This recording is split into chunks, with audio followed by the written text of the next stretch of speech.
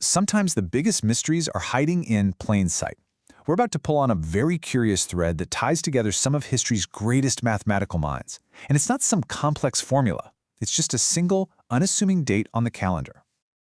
I know. It sounds like the beginning of a pretty weird joke, right? You've got a cryptologist, a ballistics expert, and a guy who specialized in how rumors spread. What on earth could possibly link these three people? Well, the answer isn't some grand theory or a shared discovery. It's a date. That's it. Each one of these brilliant individuals shares a deep, profound connection to the 13th of February.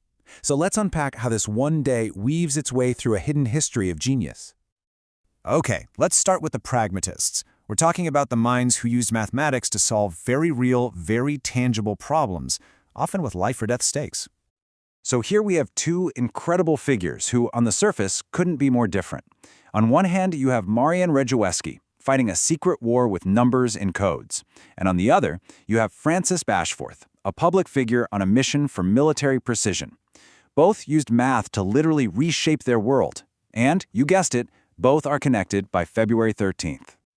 Let's start with Rejewski. As a Polish mathematician and cryptologist, he was one of the very first to crack the German Enigma cipher. His work gave the Allies a massive advantage. It was a total triumph of pure logic against a machine that was quite literally designed to be unbreakable. He died on February 13, 1980. And his life was every bit as dramatic as his work was important.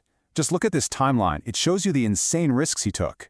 He goes from the Polish Cipher Bureau to fleeing the Nazi invasion, gets imprisoned in Spain, and then finally makes it to Britain, all while carrying the secrets of Enigma in his head. And after all that, his post-war life was lived in total obscurity. The authorities in Poland never even found out about his world-changing role.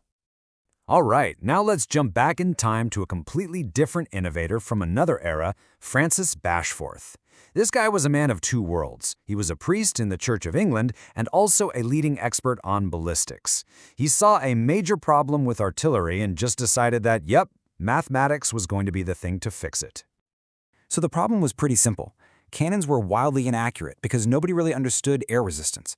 So what does Bashforth do? He invents a device, the Bashforth chronograph, to precisely measure a projectile's speed. And through his experiments, he completely transformed gunnery from basically guesswork into a hard science. He literally laid the foundation for modern ballistics.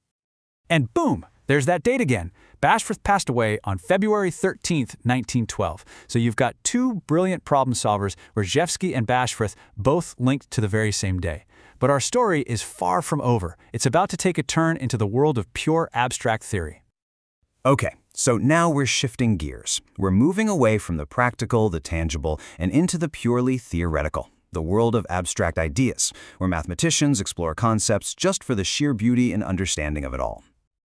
I absolutely love this. This is how you frame a super complex mathematical puzzle in such a charming way. This is the gossiping old ladies problem, posed by the Hungarian mathematician Akos Seress.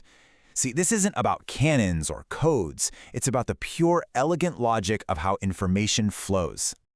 This gossip problem is a classic example of a field called Combinatorics, which is really the mathematics of arrangements, networks, and puzzles. Now, it has all sorts of real-world uses in computer science and communications, but at its heart, it's just a beautiful puzzle about structure and order.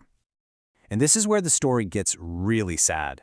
Seress died from an aggressive cancer on February 13, 2013, which cut short an absolutely brilliant career right when he was producing some of his most groundbreaking work. His death on this specific date just adds another deeper layer to our mystery.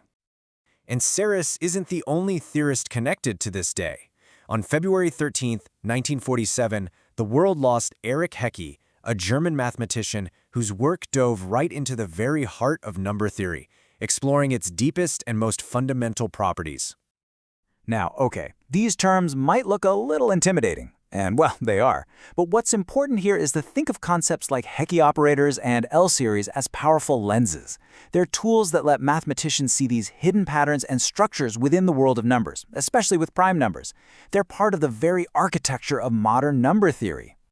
So far, we've seen a handful of pretty remarkable coincidences. But what if this is more than just a coincidence? What if this pattern is actually much wider and more intricate than we've even imagined? Let's take a closer look. What started with just a few names, quickly blows up into a whole constellation of mathematical talent. It's not just 2 or 3 people. It's a huge tapestry woven across different disciplines and decades, all connected by this one single day. I mean, the sheer diversity here is just astounding. You have Tadeusz Banachiewicz, born on February 13th, who used math to chart the stars. Ivan Privalov, also a February 13th baby, who explored the elegant world of analytic functions. Tonny Springer made his mark in the super abstract realm of algebraic groups, and Krasnosel'skii, who passed away on this day, was a pioneer in something called nonlinear analysis. The list just keeps going. And when you lay it all out like this on a timeline, wow, the historical span of it all really hits you. We're talking about a period of 131 years, from the birth of Banachiewicz all the way to the death of Seress. It's this continuous thread running through mathematical history, with major figures entering and leaving the world stage on the exact same date. So what do we make of all this? Is it really just a statistical anomaly, a random quirk of the calendar?